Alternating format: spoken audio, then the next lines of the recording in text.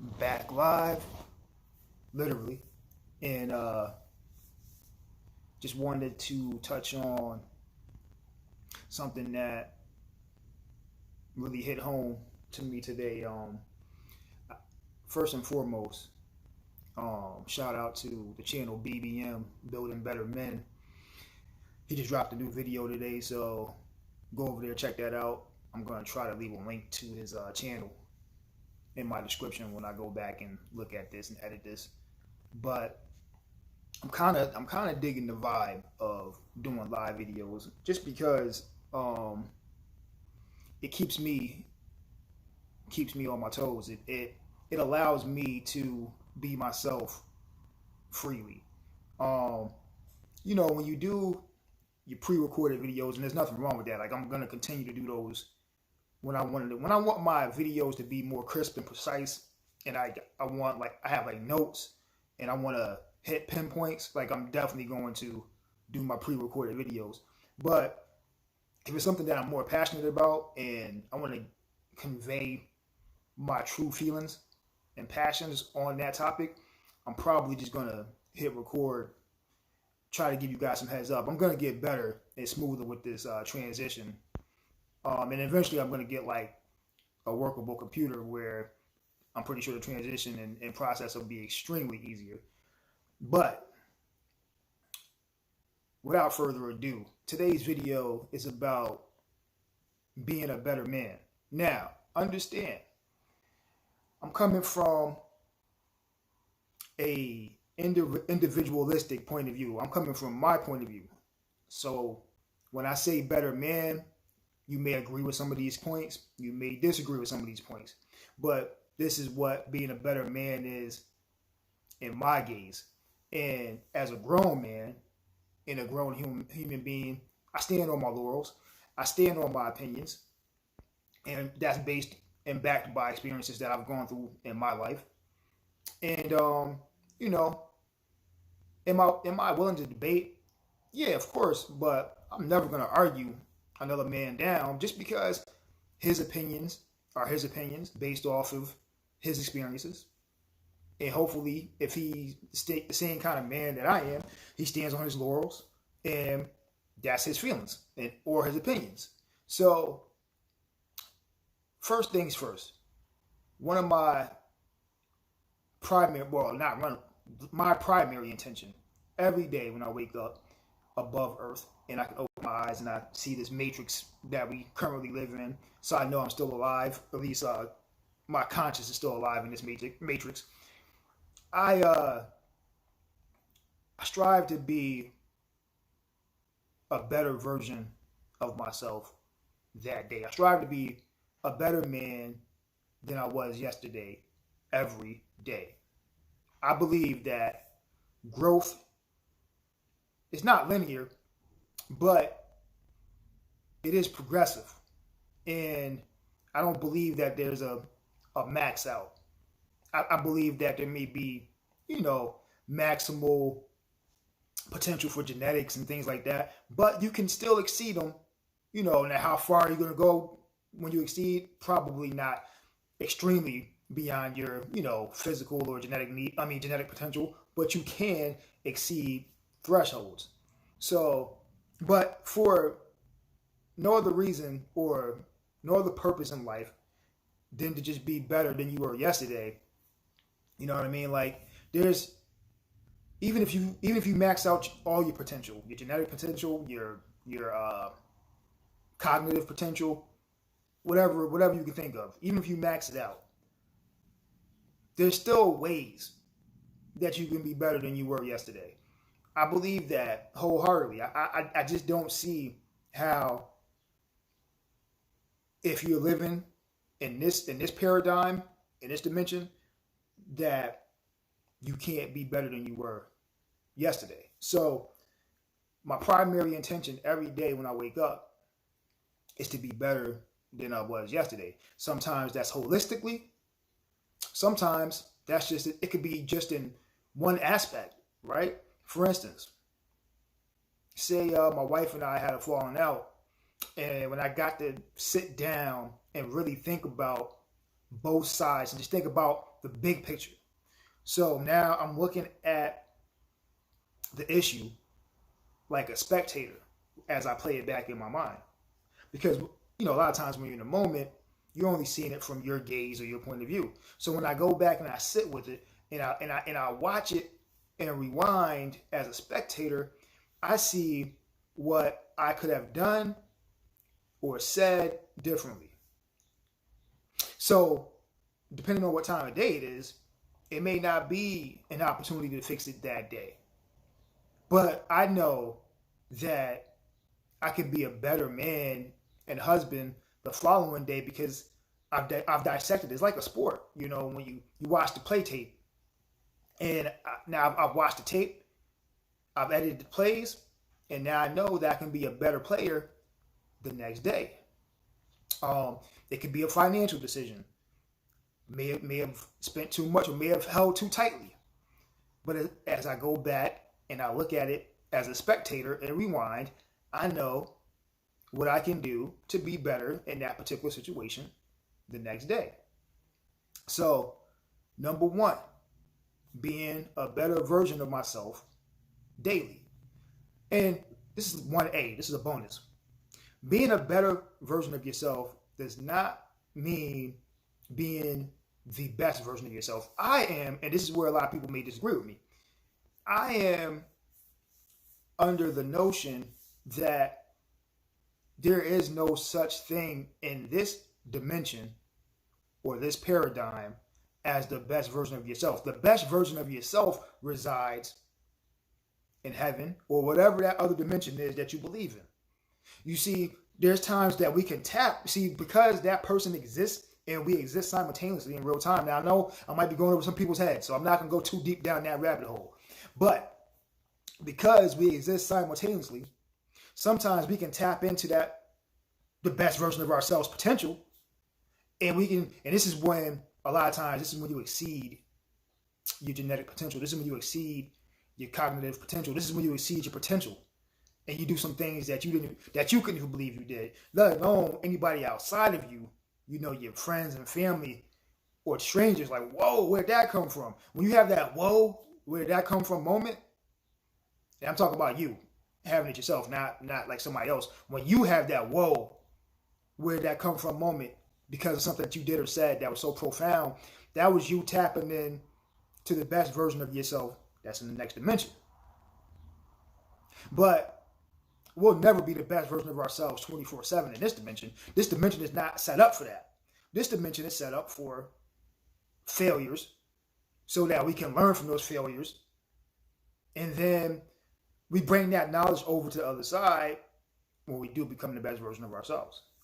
So that was just a little bonus. Like I said, I'm not going to go too far down that rabbit hole because I love that stuff. And I can go on forever about that. But anyway, number two, man, is emotional stability. Now, as men and as a man, I know that we downplay emotion as if the most stoic of us has never shown any type of emotion before. It is proven, and I'm a lifelong athlete. If I didn't have emotion, I would not have been as good as I was in the sport that I played. Like 90% of the time, well, maybe not 90, maybe like 40% of the time was driven by emotion. The rest was skill, but emotion is desire. My desire to win translates into everything in life, whether it's sport, whether it's, I don't know, man, it could be the most remedial of things, man. Just playing a card game, who could drink the most water in a day, it's just remedial stuff, you know what I mean? But my desire to win, that is emotion. So for me to tell another man, in order for you to be a better man, you should not display emotion, would be false. Now, what is true is you should be able to control your emotion. if you can't control your emotion, you can't control situations. And if you can't control situations, you can't be a leader. Now, why is that important? Well, say you decide to venture down the road of a long-term relationship, maybe into a marriage and a family. Your family traditionally will look to you to be a leader. And if you can't control your emotions, you're going to lead your family down right off a cliff. Because please believe and understand, this is no disrespect to women. My mom's a woman, my wife's a woman, my sister's a woman, and a whole host of aunts and cousins. But please believe, and I know all of them very well, and I would not put my life in their hands under the most trying circumstances when it comes to having to make the most logical and rational decisions for survival. So now, let me break that down in layman's terms. Even the most masculine of women, when it comes down to fight or flight, are going to resort to their natural tendencies, which are most likely going to be flight and definitely going to be emotion. They're gonna base the majority of the decisions based off emotion and how they are feeling in the moment. So if you operate that way, you're operating like a woman. And I hate to say that to you because it may sound demeaning to you and a woman, but that's just the pure truth. You're operating on a, what have you done for me lately? How am I feeling right now? And none of that has anything to do with the facts, the logic, and the reason of the situation that you're facing. So emotion is okay to have when the time is deemed necessary for emotion. But if the time is deemed necessary to exercise logic and reason, then you better not come in there with no emotion. Let your woman or your wife handle that part. You handle the logic and the reason. And if there's a little room for emotion, then you go to her and let her, you see where her emotions at. But you still make the preliminary and primary decision based off of the logic and the reason, if logic and reason is called for. What's next? The next thing is men. On the family note, if you're fathers, you are the example to your boys or your girls as to what they should look for in men. Now, as a boy, you're actually an example of what he should be. He's gonna. I've learned this. I have two boys, and I've learned this, and it never really hits home until you have your own kids, because you hear it. Your kids are watching, but you don't understand what that feels like until it's in action. And my vow to myself is to be the better version of myself every day, because I want my sons to see a person that's not perfect, but a person that works to be better. I feel like we live in a world of perfectionism where, if you're not perfect, then you're not worthy. And where is this most seen? This is most seen on social media. Think about it. How many times have you seen, let's just talk about Instagram, just one facet of social media. How many times have you seen a person post a picture of a failure? How many times have you seen a person post a picture of a bad or harsh or a hard time in their life? It rarely happens. And if they do that, it's because they're looking for something. They're looking for sympathy or pity. So, then I'm old school. So I'm not the type of person to go to a funeral and take a selfie. That's just, to me, it just doesn't make sense. But you have people these days that'll go to a funeral and a gravesite and take a bunch of selfies with the sad face so they can get a bunch of likes and emojis. Like, that's insane. But back to what I was saying. Like, I want to be I want my kids to see that I'm not perfect, nor do I want to be perfect. I'm a work in progress, and that's what I want to be. I always want to be a work in progress. I always want to be better than I was yesterday. I want my boys to know that it's okay to be a work in progress. It's okay to have a fighter's mentality. It's okay to be masculine. It's okay not to be perfect. And if I ever have a daughter, if not, if I have nieces, whatever, like I want them to know that, masculinity is not toxic. Masculinity is a necessity. There are so many arenas and jobs in this life, in this world, that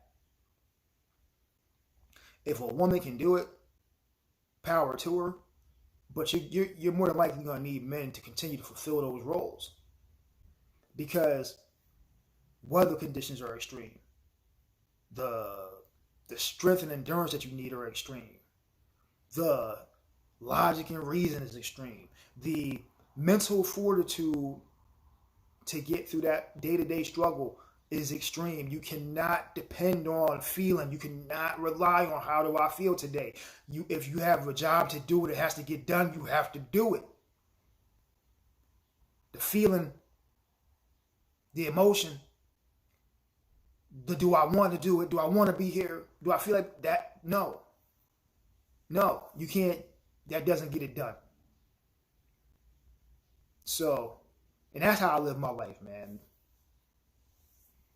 It's all about what needs to be done and not what do I want to get done. One last thing that I want to leave with, because we're approaching 17 minutes and I want to keep it under 20, is some type of spirituality, man. It doesn't have to be religion. I believe in God, but it doesn't have to be religion. But some type of spirituality, some type of connection with a greater entity is necessary. You see, masculinity is not all about leading. Sometimes it's about being humble enough to follow. And I do follow the power greater than myself. I am subservient to the power greater than myself. See, learning how to be subservient teaches you how to be a boss and how to recognize when people are being subservient to you. But doesn't mean that you have to be a boss, a bully, or a dictator. It just means that you take care of your people. And being in touch with a higher power that provides for you teaches you how to do the same. It's the trickle down effect. So for me, that looks like meditation and prayer. I start my day with meditation and prayer. When I'm feeling stressed, I go to meditation and prayer. Before I go to bed, I go to meditation and prayer. I meditate and pray over every single meal or every single morsel of food before I put it in my mouth. I'm thankful to the entities that provide for me. You see, like my desire and my fortitude gives me the energy to move forward, but it's the powers that be that gives me that energy. So it's like, that energy comes from a different place. We're all energetic beings. That energy doesn't only come from within, but it also comes from without. And that outside is the greater power. And we all have the ability to tap into it. It's just whether you choose to or not. So I'll leave you with that. If you got anything from this, share it with somebody else. Hopefully they'll get something from it. And as always, like, share, comment, and subscribe. And be blessed.